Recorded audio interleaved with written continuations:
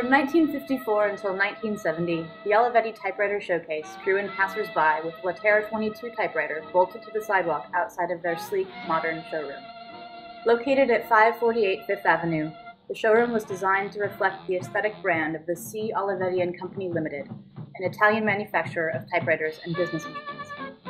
The Olivetti Company has its roots in Ivrea, Italy, where it was founded by Camillo Olivetti in 1908 with an initial capital of 350,000 lira and 20 workers. The first Olivetti typewriter, the M1, was released in 1911 at the Turin Universal Exposition, and though its mechanics were not significantly different from those of American typewriters, its design set it apart from the rest.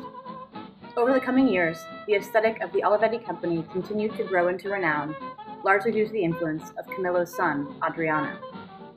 Adriano was raised and educated in Italy and began working for the family company in 1924. However, due to the political situation in Italy and Adriano's opposition to Mussolini's fascist regime, his father elected to send him to the U.S. in 1925 to learn about American industrial power. Upon his return to Italy, Adriano reorganized the Olivetti production system and doubled the man-hour output in a span of 5 years. In 1928, Adriano opened the company's first advertising office, which attracted the attention of prominent designers. These new partnership opportunities led to the innovative typewriter designs such as the M40, released in 1930. In 1932, Olivetti went public, initially capitalized at 13 million lira, and by the mid-1930s, half of the typewriters used in Italy bore the name Olivetti. Throughout the 1930s, the company continued to strengthen its productivity through worker efficiency and excellent employee benefits, including increased salaries and services. Adriano gained creative control and became head of the company in 1933, and his interests in architecture, design, and community planning had a great impact on the business model and product design of Olivetti. In the post-war economic boom, they began opening showrooms across Europe and the Americas. New York City in 1954, Venice in 1959, Paris in 1960, and Buenos Aires in 1968. The sleek, well-designed atmosphere of the Manhattan showroom aroused the curiosity of many New Yorkers, and the enormous front door developed a squeak worth mentioning in the New Yorker magazine. In addition to the Latera 22 bolted to the sidewalk outside, the showroom encouraged visitors to admire the designs being produced during the 1950s and 60s. These include the Olivetti Valentine, which is now in the permanent collection at the Museum of Modern Art.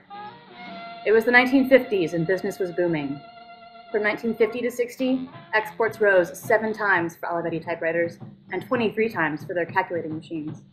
In 1959, Olivetti acquired 34% of the American typewriter company Underwood for $8.7 million, becoming the main shareholder. This acquisition, however, coupled with Adriano's sudden death in 1960 and the firm's trouble in their electronics department, caused Olivetti to nearly go bankrupt in the mid-1960s. In 1970, the iconic store on Fifth Avenue closed its doors. The firm was eventually rescued by a consortium of banks, and today, the Olivetti Company, still headquartered in Ivrea, employs just over 1,000 workers and focuses on the manufacture of electronic office equipment and automation services. Though sales have been steadily declining in recent years, with the company bringing in only $432 million in 2009, the name Olivetti still remains synonymous with efficiency and design. The Olivetti typewriter, though a thing of the past, remains popular and admired among collectors worldwide.